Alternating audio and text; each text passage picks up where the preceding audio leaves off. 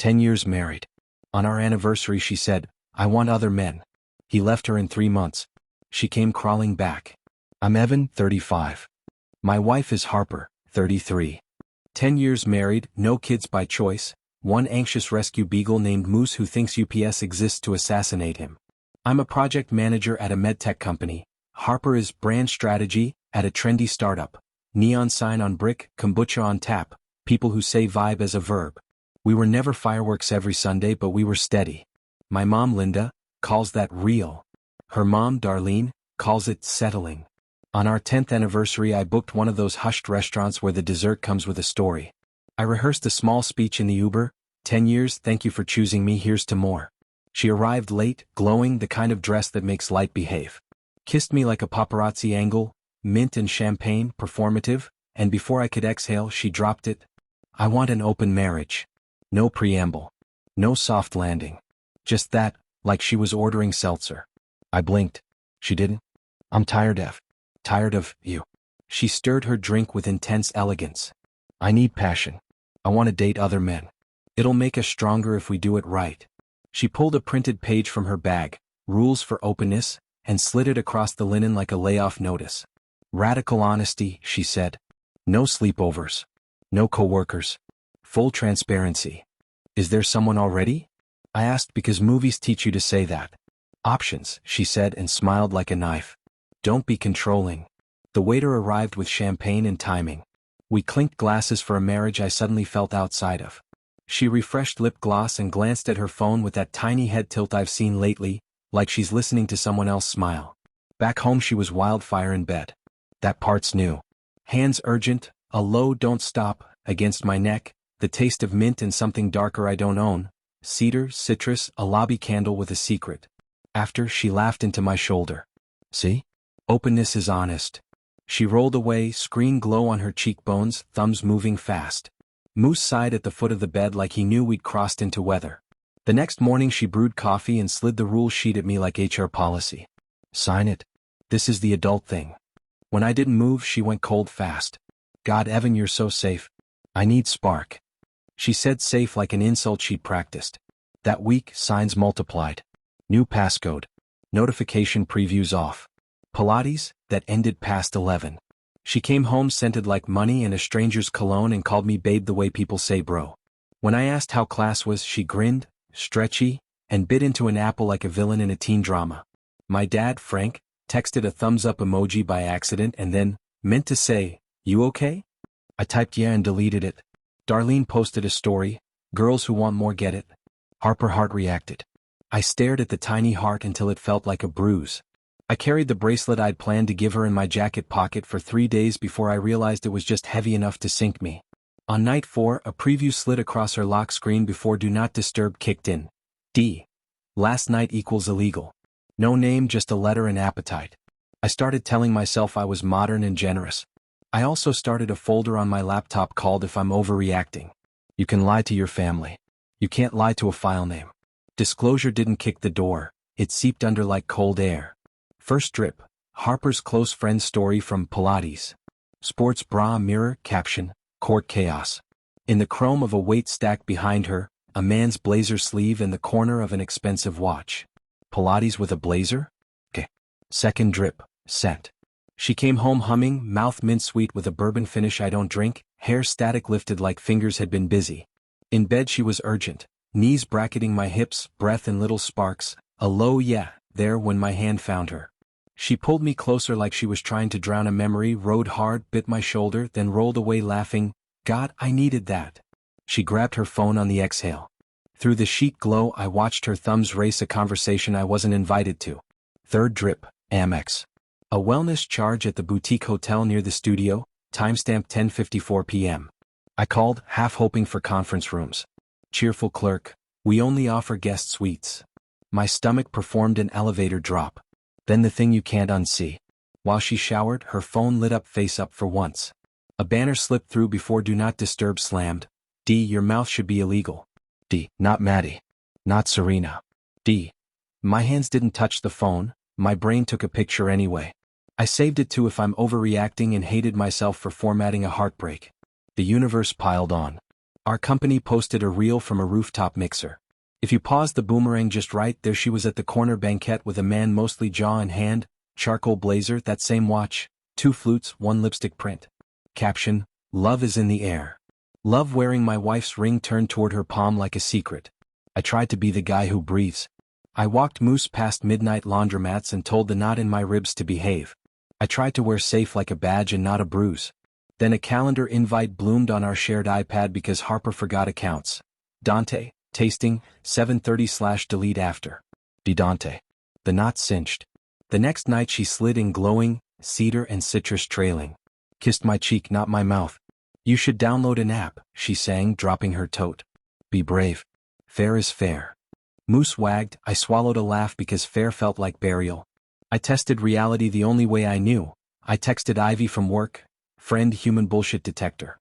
Sanity check. Am I seeing things?" She sent me a screenshot of the hotel tag from someone's story. A champagne cart, a corner of silver fabric I recognized as Harper's dress, a man's hand on her knee. Ivy wrote, "I'm so sorry. Want me to shut down your internet for a year?" That night, I tried to reclaim our bed with tenderness. Slow kiss, palm to cheek, a thumb along the hinge of her jaw. Her body came along, habit, heat, but her eyes were somewhere else, glossy and far.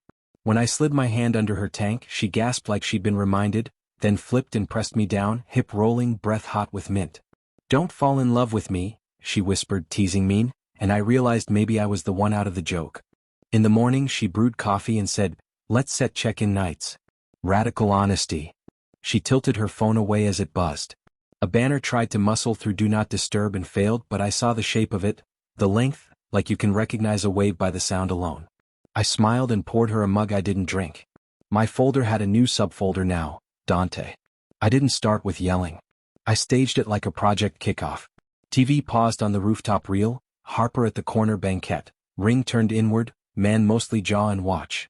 On the coffee table, the boutique hotel email, "We only offer guest suites," the Amex wellness charge, a screenshot of D. "Your mouth should be illegal," and her printed open rules with no sleepovers highlighted like a punchline. Harper came in late, cedar and citrus first, cheeks high with the kind of glow you don't get from Pilates. "Why are you being weird?" she asked, tossing keys. I handed her the remote.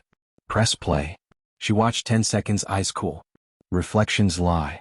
Next slide, Amex. Client hospitality. Hotel reply, "Guest suites only."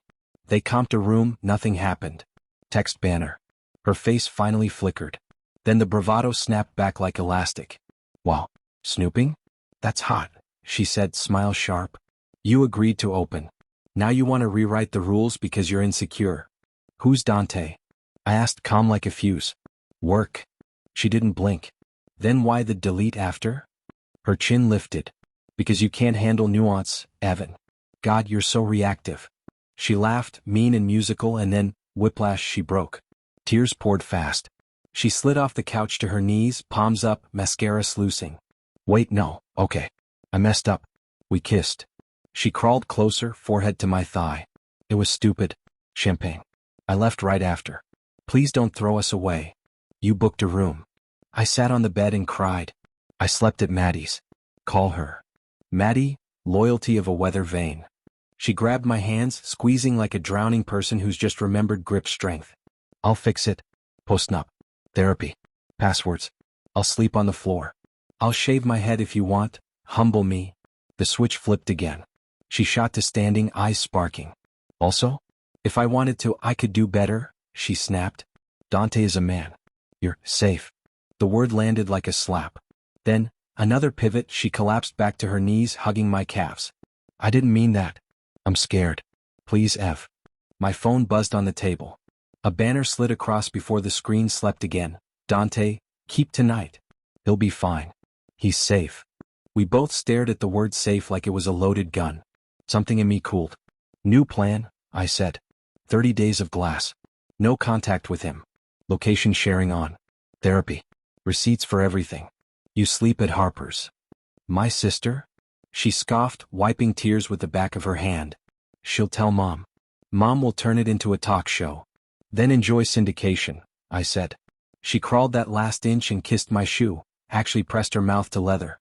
"I'll be holy," she whispered. "Just don't leave." I walked her to the door. She turned in the hallway, tears glittering, chin hard.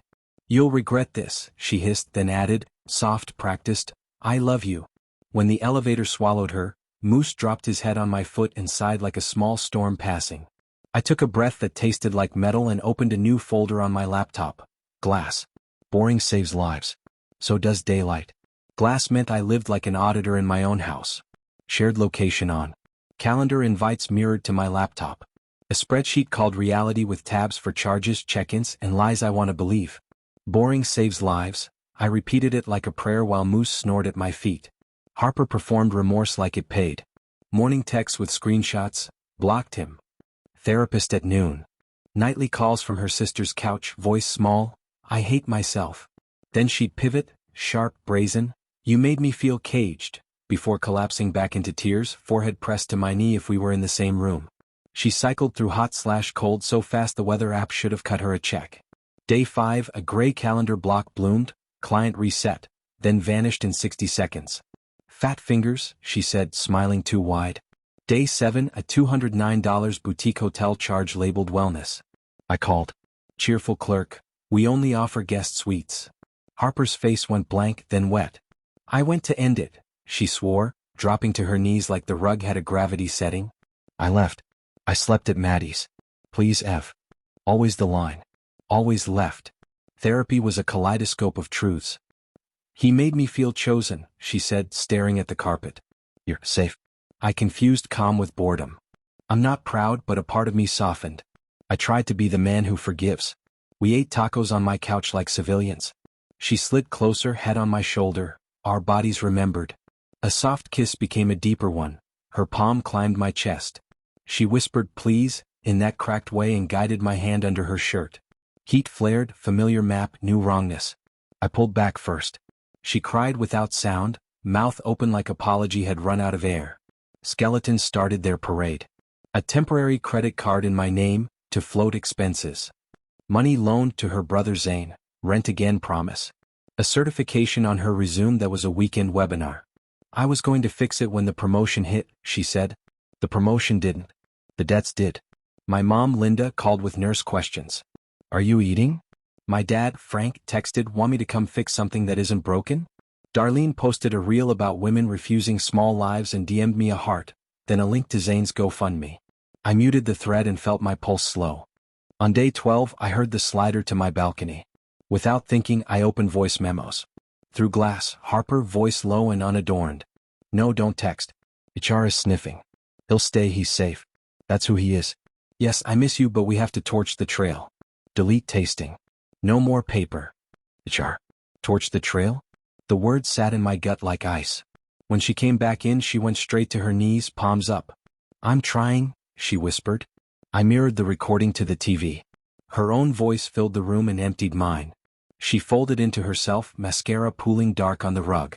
I'm sorry, she said, the way people say mercy. That night I couldn't sleep in our bed. I lay on the couch listening to Moose chase dreams and counted all the ways I tried to be good. Steady, gentle, safe. I used to wear safe like a virtue. Now it felt like a doormat I'd been stitched into. I added a new tab to reality and named it what it was, exit. Not because I wanted to leave. Because I couldn't live here if the only doors were lies.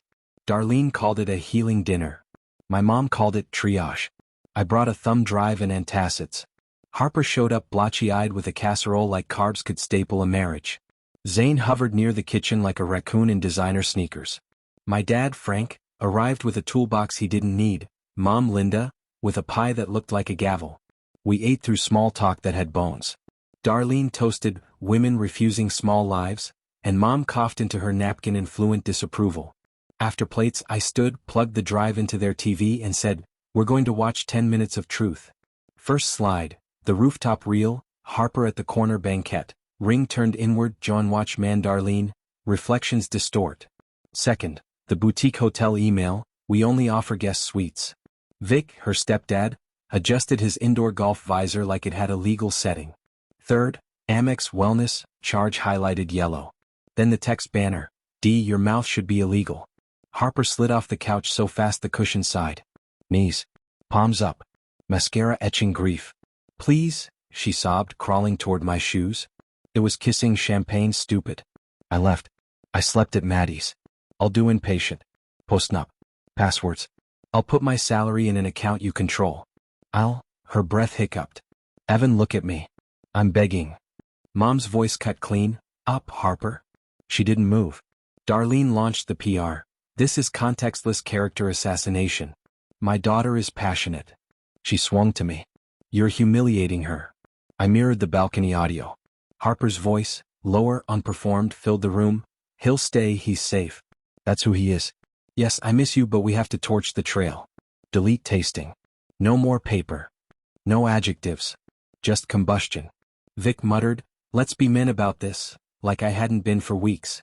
Zane, never one to read the room, piped up, wasn't there also the LA vendor? The NDA. The room rotated like a turret. Harper went sheet white. Darlene hissed, Zane, through teeth. He shrugged. What? You called it gray area. Frank's jaw set to storm warning. Mom's eyes softened without yielding. Darlene pivoted to tears, the glistening kind. She's experimenting. Men are threatened. Then she turned to me, palms open. If you love her, keep this in the family. Right then my phone lit up on the coffee table. Unknown HR. We'd appreciate a factual timeline regarding potential supervisory boundary concerns. 10 seconds later, another. Dante, unknown, keep tonight. He'll be fine, he's safe. The word safe rang like a slur. Harper lunged, arms around my calves, forehead to my shin. Don't end me, she cried. I chose glitter, you're gold. I'll be holy. I'll be boring. I'll be whatever you need. She kissed my shoe, again, and I felt something inside me finally stop bargaining. Here's what happens, I said, voice steady enough to scare me. Joint discretionary cards are frozen. My half of savings moves per prenup. Tomorrow I file for divorce citing dissipation and documented infidelity. I'll cooperate with HR. Facts only. Reimbursement for every affair charge. No contact outside counsel and therapy. Darlene spat. You'll ruin her. Mom met her eyes, kind and iron. She did that. Vic opened his mouth, then closed it. Zane raised a timid hand. Unrelated, but could someone spot me first month's rent? Of course. Harper rocked back on her heels, small and wrecked. I didn't mean to be this person, she whispered. Maybe she didn't, but she was. And I was done being the safe place where other people's fires came to cool. The morning after family court, the air felt thinner, like the storm had vacuumed the oxygen out and left quiet. I brewed coffee strong enough to shine shoes and called a lawyer a friend recommended. Miss Patel, voice like a sharp pencil. I walked her through my desktop. If I'm overreacting, glass, elevator, charges, balcony. She listened, then said, good. Keep your adjectives for therapy. Send me timestamps and policy. Revenge, it turns out, wears a blazer and loves PDFs. HR emailed while we were on the phone. We're reviewing potential supervisory boundary violations. Please provide a factual timeline. I sent a clean packet. Gala still, hotel confirmation, we only offer guest suites. Amex highlights, the balcony audio transcript where Harper says, he'll stay, he's safe, torch the trail. No insults, no color. Just dates, dollars, and the rules she authored, then set on fire. I froze our discretionary card, moved my half of savings per the prenup, and put a lock on the emergency fund Zane thought was a communal wishing well. Ms. Patel drafted the petition. Dissipation of marital assets and documented infidelity. She underlined one line. No contact outside counsel or therapist. Exits, not explosions, she said. I stuck that on a post-it above my monitor. Harper tried new channels because begging is an instinct when the stage lights dim. Burner emails. I'm sorry. You lied. We only kissed. A midnight knock, her silhouette behind the peephole, hoodie up, voice small. Ev? I can't breathe without you. She slid to the hallway floor, knees again, palms up. Moose whined. I leaned against the wood and texted, please route through counsel. She cried a little more and left a bakery box on the mat. Apology carbs, like sugar could glue porcelain. HR moved like a metronome. Dante stepped back to focus on personal matters. LinkedIn for pushed. A paralegal from Miss Patel's office called to schedule mediation. Darlene went live with #rising, a ring light, and a monologue about how patriarchy punishes curiosity, then DM'd me a spreadsheet titled Harper's Restitution Plan as if I were accounts payable. Vic texted a pitch deck for an indoor golf simulator, recession-proof. Zane, bro, can you co-sign my lease? I set the whole thread to mute and felt my blood pressure drop 10 points. Mediation looked like a dentist's office for broken vows. Soft art tissues in every corner. Harper arrived in navy and mascara, angry brazen melting into tearful within 60 seconds.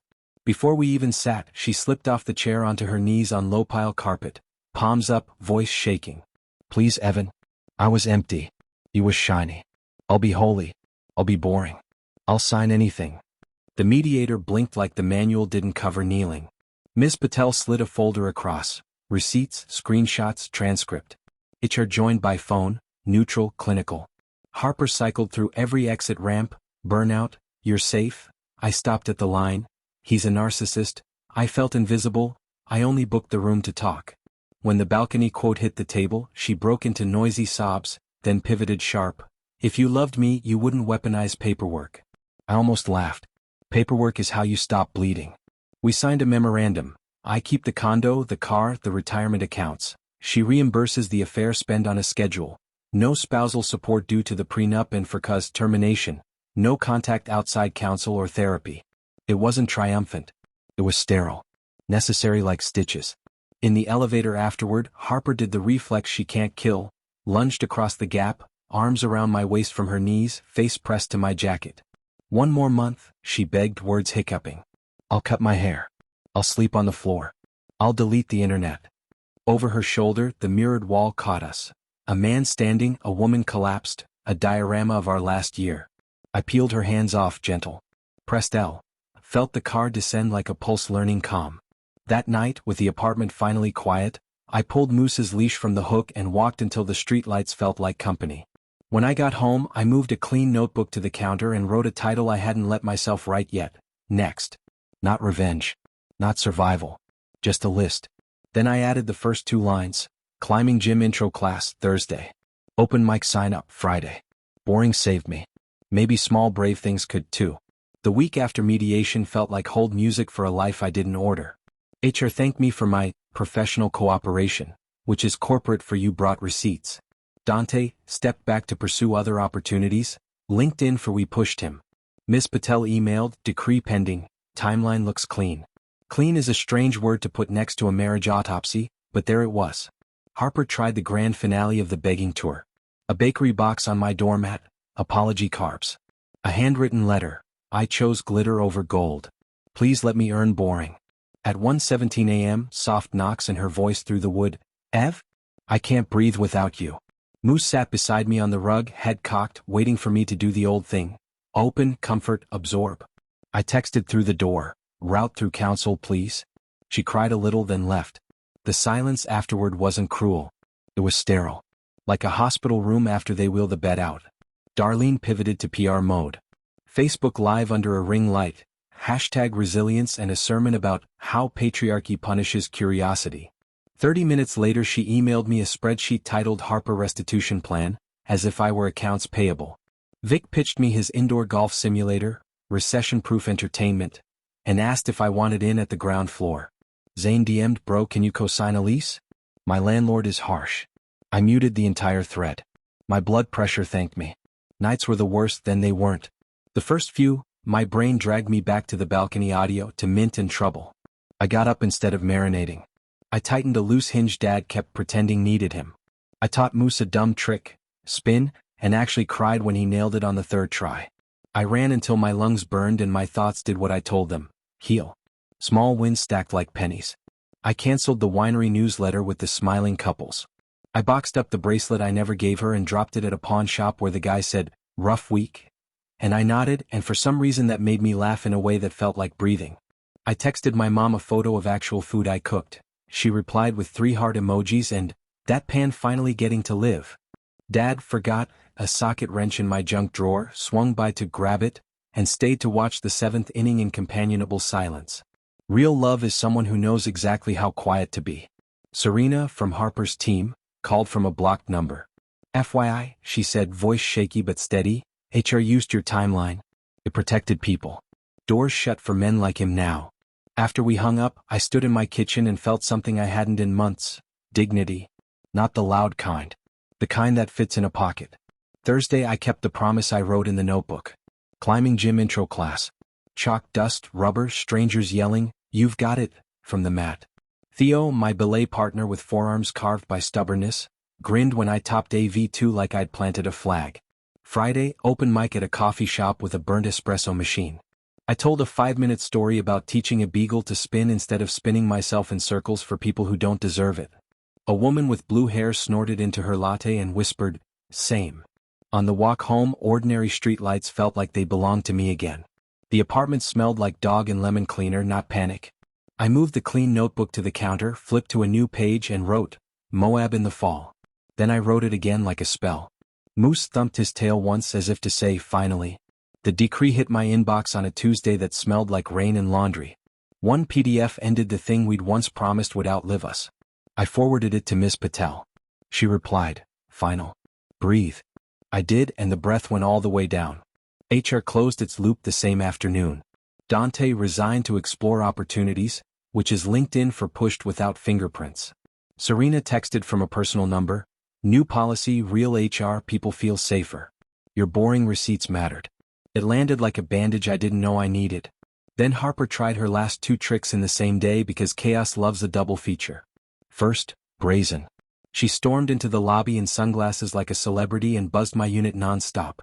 When I didn't answer, she cornered me by the mailboxes, chin up, voice sharp. "You think you won?" she snapped. "Enjoy being the safe guy. No fire. No edge." Then the mask cracked as always. Her eyes flooded, she slid to her knees on the lobby tile, palms up, mascara meteor showers. "Please, Evan," she hiccuped, grabbing at my wrists. "I'll shave my head. I'll sell my bags. I'll sleep on the floor. I'll be holy. I'll be boring. I'll be whatever you need. Just don't make my life be this." The doorman pretended to read a package label like it contained the Constitution. I gently peeled her fingers off. "Route through council," I said, and felt like a parody of a human until my spine remembered why boundaries have edges. Second trick, sentimental. A padded envelope on my mat that night, our Coney Island photo strip, my concert stubs, a note and loopy pen. I chose glitter over gold. "You were the harbor. I'm sorry." I pressed the paper flat and let grief be weather, not a residence. Then I slid it into a folder marked kept and closed the drawer. Darlene pivoted from sermons to spreadsheets. Updated restitution plan attached. Vic pitched his golf simulator startup one more time, recession-proof, and asked if I wanted in for just $5,000. Zane sent a voice note that started with "bro" and ended with "cosign." I muted the thread and watched my pulse settle like dust in sunlight. That weekend I honored the list in my notebook instead of the one in my head. Chalked hands at the gym, Theo yelling, "Send it," when I hesitated on the last move. Open mic, 5 honest minutes about a beagle who spins because his human finally stopped. People laughed, then clapped like they were glad I existed. On Sunday I drove the coast in a borrowed Subaru that smelled like salt and old fries. Moose stuck his head out the window and learned the word go. I booked Moab in the fall from a motel parking lot while the sunset turned the asphalt pink. Back home the apartment sounded different. Not empty, available. I scrubbed the last of her cologne from the dresser with lemon oil and a killer playlist. I canceled the winery emails and the streaming bundle she'd insisted was for work. I oiled the Hinge dad kept pretending needed him, texted mom a photo of a respectable stir-fry, and put the bracelet I never gave on the pawn shop counter without ceremony. The guy said, "Rough week?" I said, "Better one." That night, for the first time in months, I slept through until my alarm without waking to ghosts of mint and trouble. Morning light came in plain and generous. I fed Moose, tied my climbing tape into a neat little coil, and stood in my kitchen realizing the ugliest truth had a strange gift inside it. When someone calls your goodness boring, they're confessing their hunger, not your lack. My job wasn't to be exciting enough to hold her. My job was to be steady enough to hold me. The decree didn't give me wings, it gave me room. Drawers I hadn't opened because they were hers. Weeknights without keeping vigil over a lock screen. The apartment stopped sounding hollow and started sounding available, like a place oxygen could live. I made a list on the fridge titled Keep, Condo, Moose, Spine, Peace. Then I added Learn, tie a figure 8, 5 clean pull-ups, 1 story without mentioning elevators or cologne. Thursday nights became chalk dust and rubber at the climbing gym. Theo, forearms carved by stubbornness, kept saying, "Trust your feet, not your panic." On a green route graded just above my pay grade, I fell twice, laughed once and sent it on the third go. I sat on the mat grinning like an idiot while some college kid slapped my shoulder and said, "Let's go," as if I'd done something heroic instead of simply not quit. Fridays, I signed up for open mic at a coffee shop with a burnt espresso machine and a forgiving crowd. I told 5 minutes about teaching a beagle to spin because his human finally stopped doing it for people who don't deserve the show. A woman with a nose ring mouthed same, and I believed her. On Sundays I drove the coast in a borrowed Subaru that smells like old fries, let Moose learn the word gull, and put the ocean in my ears until my nervous system unclenched. My parents found their lanes. Mom texted stews and sleep reminders like a nurse with patients she loves. Dad forgot tools on purpose so he had excuses to stop by. He'd tighten a hinge that didn't need it and stay for the 7th inning in competent silence. That silence felt like scaffolding. Darlene rebranded to #rising, stopped tagging me and still emailed restitution updates, like I'm accounts payable. Vic pitched the golf simulator again, recession-proof. And I told him no with a full sentence and no apology. Zane posted an unboxing of a microphone financed by someone else and DM'd me cosign. I didn't reply. Boundaries aren't mean, they're breathable. HR closed their book. Serena texted once more, policy's real now. Doors closed to men like him. It landed like closure without fireworks. Harper went quiet in a way that wasn't hostile. 2 payments on time. No midnight knocks. No, 1 more month. I caught myself checking her socials, then didn't. The urge faded like a bruise you stop pressing just to see if it still hurts. Moab moved from fantasy to calendar. I bought a cheap guidebook, circled beginner trails, and practiced knots at my kitchen counter until Moose sighed at me like, dude. I caught my reflection in the microwave one night, chalk on my hands, hair doing its own thing, eyes not haunted, and thought, this is a face I recognize. If you're keeping score, revenge already happened on paper. Timelines, signatures, her name off my accounts, his off the org chart. What surprised me was how little I cared about winning once the quiet arrived. The ordinary joys, the squeakless hinge, the green route, the story that lands, were louder than any applause I thought I wanted. I went to bed before midnight, alarm set, Moab confirmation starred in my inbox. For the first time since my anniversary, I fell asleep without bargaining with ghosts, and woke up wanting breakfast instead of an argument with the past. The last email came with a judge's e-signature and no exclamation points. Final decree entered. A marriage ended the way most do in the modern world, as a PDF. I printed it, slid it into a folder labeled kept, and tucked it beside a small stack of things that survived. The condo deed, 2 climbing punch cards, a flyer with my name misspelled from open mic, and a Polaroid of Moose asleep on my shoes like the world finally stopped shaking. Closure didn't feel like a parade. It felt like oxygen finally reaching the basement. I rearranged the shelves, oiled the hinge Dad kept pretending needed him, and unsubscribed from every winery and hotel that had ever sent me couples clinking glasses. I cooked a decent omelet on the 3rd try and texted Mom a photo. She replied, proud of your eggs, which made me laugh in a way that felt like a small resurrection. Harper's family settled into their final positions like chess pieces when the clock stops. Darlene pivoted to #rising with soft focus quotes and still emailed spreadsheets tracking repayments. Vic pitched the golf simulator one last time, recession-proof. And I said no without apologizing. Zane posted episode 1 of a podcast. I didn't click, but I hope he finishes something he starts. My parents did the thing that isn't cinematic but saves lives. Showed up, sat down, didn't make me a project. As for Harper, 2 payments landed. No knocks, no 1 more month, no mint and citrus ghost drifting under my door at 2 a.m. Just quiet. I don't wish her misery. I wish her honesty. But that's her story to write. This one is mine. If you're here because your gut is screaming and your brain keeps telling it to be polite, here's the page I wish someone had slipped under my door. Trust the boring stuff. Receipts beat speeches and tears on your rug. Safe isn't an insult. It's a harbor. Be proud of being a place people don't drown. Revenge that lasts is administrative. Policies, signatures, boundaries. Explosions are loud. Paperwork sticks that if you try to stay, write your exit while you try. Love isn't a reason to let yourself be used. Healing looks like chores and small joys. Sleep, soup, dog tricks, chalk dust, bad coffee, long drives. Your worth isn't a reflection in someone else's pupils. Be your own gravity. Next month I'm flying to Moab. Theo's meeting me there for a beginner's route at sunrise because sometimes the future looks like red, 01, rock and rope burn and laughing when you slip and still reaching. I used to think safe meant boring. Turns out it means steady enough to build on. That's what stayed. That's what I'm keeping. I have many other stories. Go to my channel, subscribe so you don't lose us. Give me a thumbs up. 01.